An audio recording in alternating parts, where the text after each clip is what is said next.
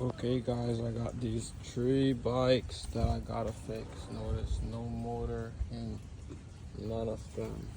Oh, hey Piggy, what's up? Hey Piggy. But yeah, anyways guys, full engine rebuild. We got top end rebuild.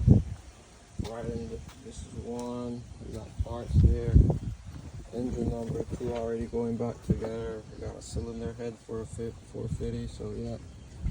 Follow me guys if you want to see these bikes come back to life.